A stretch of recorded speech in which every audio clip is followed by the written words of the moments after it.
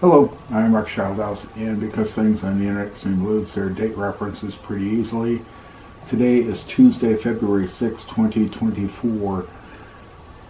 Probably when this video is viewed by some, events will not be relevant.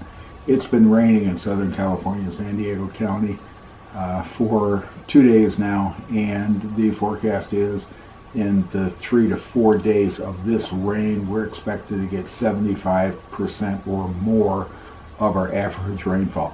So we've been doing stuff in the house because we literally can't work out in the yard. It's soaking wet, and we're train fans. So yesterday, we're going through this kind of by scale or gauge. Yesterday we put the G, which is occasionally referred to as garden scale. We put the G track up and set it up, and we're running some of the G trains. And today we're going to do S, which is also called American Flyer by some people. So we put the G on and one of the disappointments was one of our Disney trains, our toy trains, not model railroad, requires 4 C-cell batteries to operate, and we only had 2. So we're going to show you some photos of that. So this is our G scale train layout, and we were just having fun with it. This layout is 9.5 feet long, 5.5 feet wide, 2 manual switches. We don't have it fully set up. I'm still trying to figure out how to set up a permanent board for this. It's way too big to be one board, so it's going to probably have to be modules. Anyways, this is the fun we have, and the Jeep 38 EMD GP38 is a USA train, and I have issues with that, and that's going to be another video. But it does run beautiful. It's nicely detailed. It just has assembly issues. So let's get on with watching trains for today. Thanks for watching. Hope you enjoy it. Using the track we had, which is a combination of Aristo-Craft and Pico, this is the layout that we set down on the living room floor. It's about 9.5 feet long, 5 feet wide, 4.5, 5 feet wide. It's fairly big. It's sarcastically G scale. I refer to it when I talk to people as giant scale. But this is what we set up. The switches are manual, so we have to figure out how to do this in a probably in a modular board to keep the track from separating, because as the trains ran around, some of this track was kind of loose. What we did was we put Scotch tape at all the joints to tie the joints together wherever the individual pieces met, and it worked really well. This was the first G-scale train that I bought. One of our local antique shops going out of business. I went in, this was sitting there. They had a massive price tag on it. Everything in the store was 50% off. I offered them 50% of the 50%, and they took it. It's an Aristo-Craft Polk Brothers All-American Circus, and it has no tender intentionally. The box is complete. There were only 3 cars, only 3 slots in the box. There is no tender for this thing, and it did include the transformer, but it had no track, so we had to buy track separately. This is just a fun train. My granddaughter absolutely loves this train because it's so colorful.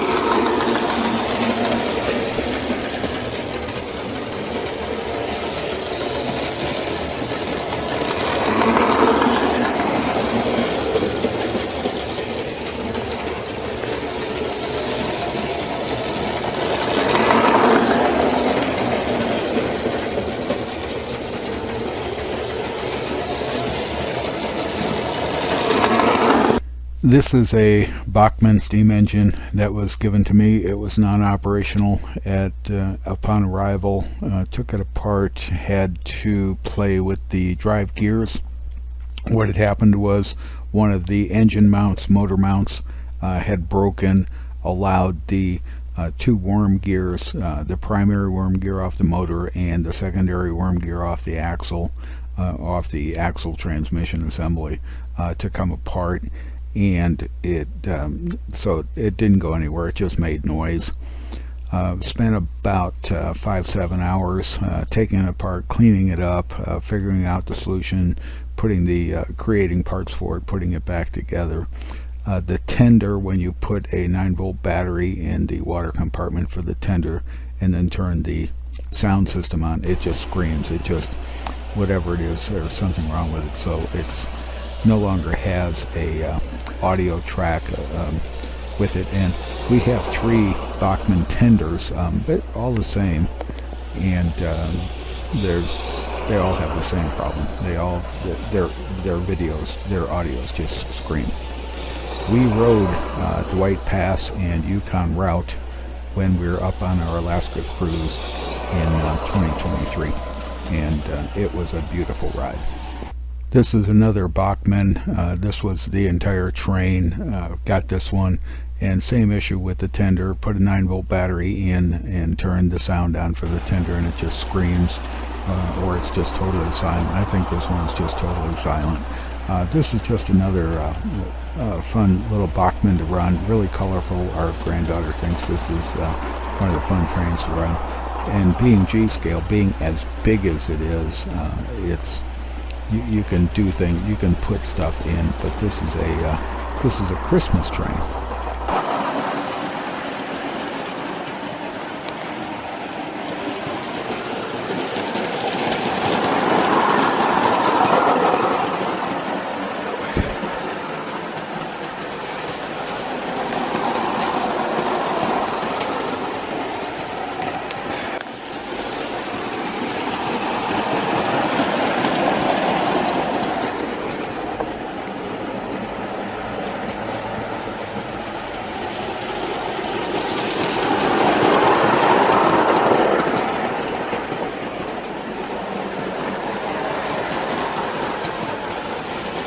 Back them up.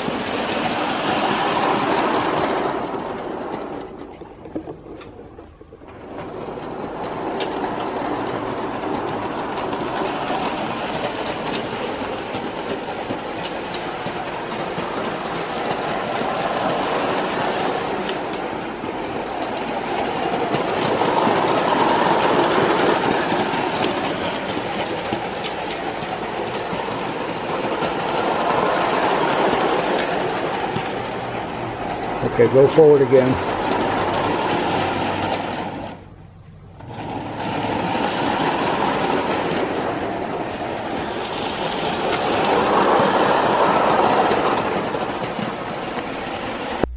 This is the last of our Bachmann steamers, and it came without a tender, and because the Bachmann is representative of true locomotives, steam locomotives, it has a drawbar. So I took the White Pass tender and hooked it up, so I had a coupling at the end of the tender to take the 2 cars from the circus train. Not sure if this was a complete train or not. Not sure how I got it, where I got it. But it's a fun train, and there's animals in the cars. Just fun.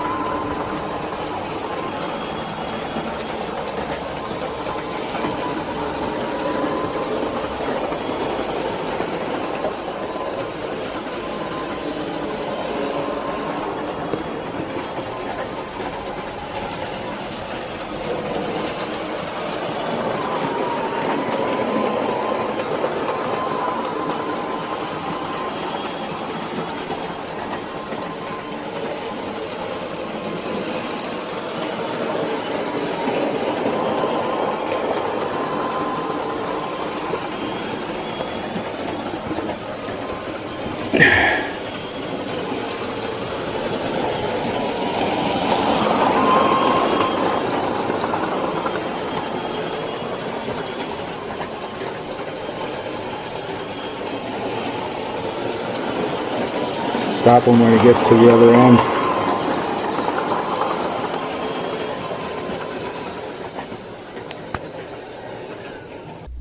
This is our most recent purchase, a G-Scale USA Trains GP8-2, I think, GP38-2, I think. And I've got issues with it. It's really tough to put together. You have to put the irons to handrails on it, put some other stuff on it, and the instructions that come with it don't match the engine. There's whatever. Well, I'm a big fan of Santa Fe. I'm not a big fan of USA Trains. And anyways, this is our newest. It's really quiet and a lot of fun, and it joined our stable.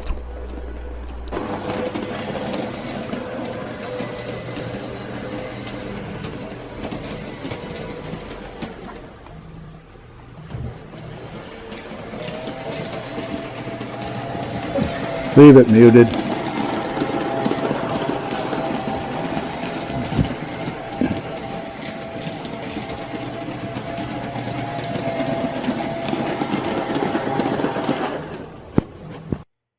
This Mickey Mouse Christmas train, Holiday Express, is kind of an interesting train.